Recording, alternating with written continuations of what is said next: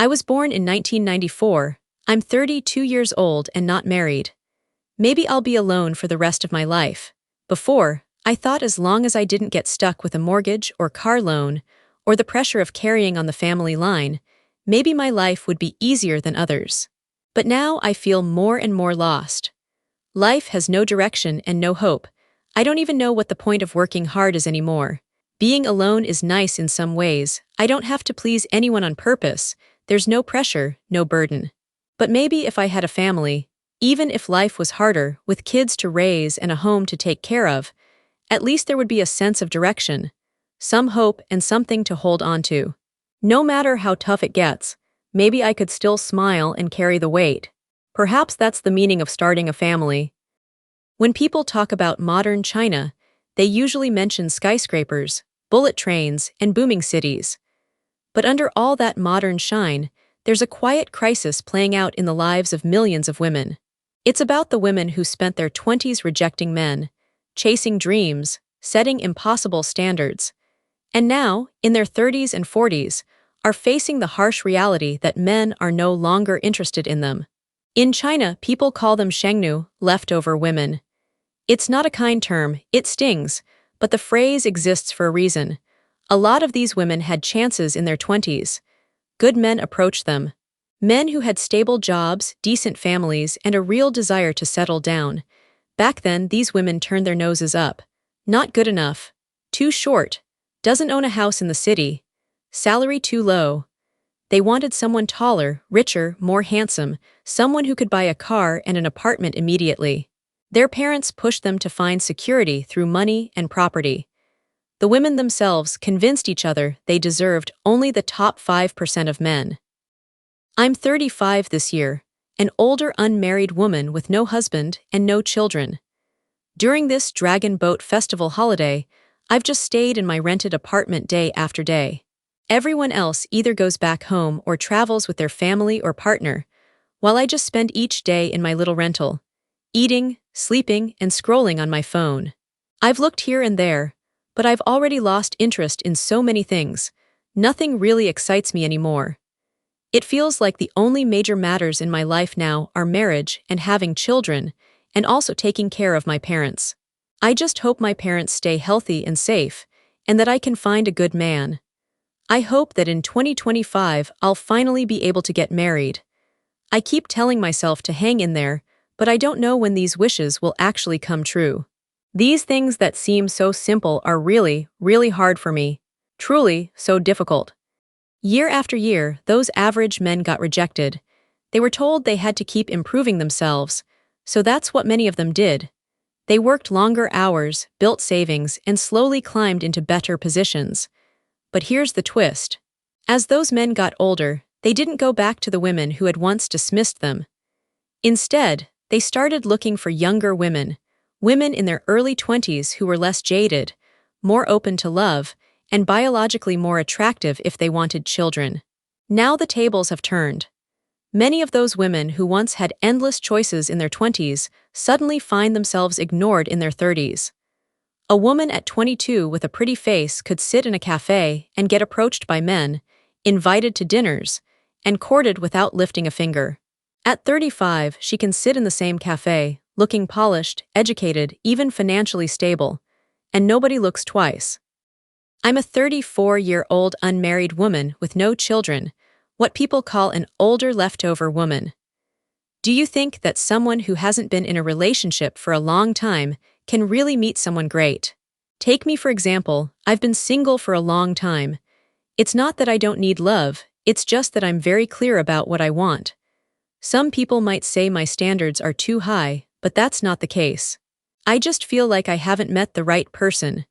People say that being single for a long time makes you cold. But I don't think I'm cold. I think I just live with a clear mind. I know my emotions are mine to handle. On weekends, I have to make my own plans. My freedom is something I have to protect myself. For independent people, love isn't a lifeline in the snow, it's more like the icing on the cake. It's not that I reject love, I just refuse to settle. I'd rather live clearly on my own than live in confusion with someone else, right? Scroll through Chinese social media, and you'll see posts and videos of women openly admitting, "I should have married when I had the chance." They talk about the nice guy who asked them out years ago, the one who didn't have a house but treated them sincerely. Back then, she wanted more. Now, she realizes sincerity was worth more than granite countertops or a flashy car. She remembers the guy who said he'd stick by her even if times were tough. She rejected him because he wasn't making 30,000 RMB a month yet. Now he's successful, married to someone younger, and raising kids. Older leftover women are really going all out now. They say no car, no house, no bride price, no gold jewelry. They're even willing to pay the bride price themselves.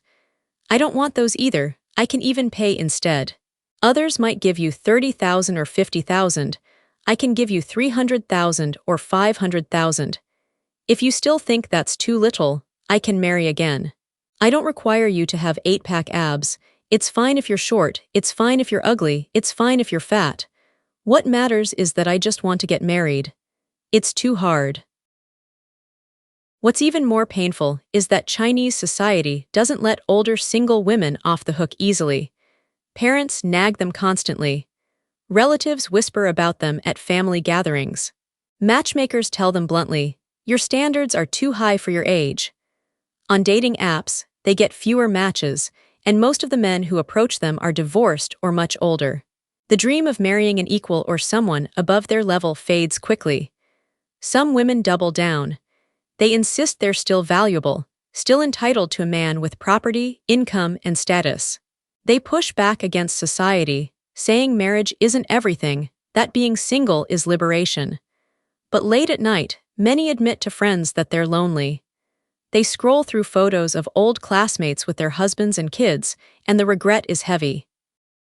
I'm 42 years old, single, never married, and childless. Many friends who know my age are always curious about my situation. Why don't you get married? Are you a celibatarian? Have you ever had children? Won't you regret it when you're old if you don't have any? In today's society, older unmarried women are constantly being labeled. But I'm not someone who rejects marriage, nor have I ever deliberately decided not to marry or have children. It's just that I haven't met the right person yet. What I don't want, however, are the harsh criticisms that always follow. You're still single, your standards must be too high. You're already over 40, if you don't have kids now, that's it for your whole life. Without children, you're not a complete woman. When I first saw comments like this, I was really angry and sad. You don't understand my life, so what gives you the right to judge my choices? But now I've come to terms with it. Not everyone is obliged to understand me before they can respect me. Because of the influence of my original family, I've never had much sense of security when it comes to marriage. But when it comes to a love where two people hold hands and grow old together, I've always longed for it and dreamed of it. As I've gotten older, I've definitely felt that strong urge and desire to get married. Especially when relatives and friends point fingers and make me anxious, when I go home after work to an empty apartment, when I feel lonely, when I have to drag myself to the hospital sick and all alone, when I finally manage to plan a meetup with a close girlfriend, but she cancels to spend time with her boyfriend, and so on, and so on. So, like many others, I turn to blind dates, impatiently waiting for a Mr. Right who could free me from this outsider label. But do I really love them, truly want to spend my life hand in hand with the person in front of me? It seems not. Later, with years of self-growth and hard work, my social circle widened, my perspective broadened. I achieved financial freedom and freedom of choice. Now, more than looks or wealth, what I value most is whether our values truly align. I still actively join social gatherings and seize opportunities to meet new friends, but I'm no longer in a rush. If I meet someone suitable and we click, I'll cherish it and nurture it. If I don't, I can also live happily on my own. As Yang Jiang once said, if you don't get married, you may have no companion in old age. But even if you do get married, there's no guarantee you'll live together into old age. Marriage isn't the goal, living a happy life is. As for whether I'll regret this in the future, well, who knows whether tomorrow or an accident will come first. Things decades from now can be dealt with decades from now. If you can't even live well in the present, What makes you think life decades later will be any better? Life is about experience. The most practical thing is to live each day well. There isn't only one way to live. Each path has its own beauty and its own flaws. The key is learning to accept it and enjoy it at the right time. So to those of you watching who may be facing the same dilemma, don't worry about others' opinions. You can choose a path that feels more comfortable, more exciting, and more true to yourself. Do whatever makes you happy. I'm Sister Zichin. Let's live by our own hearts.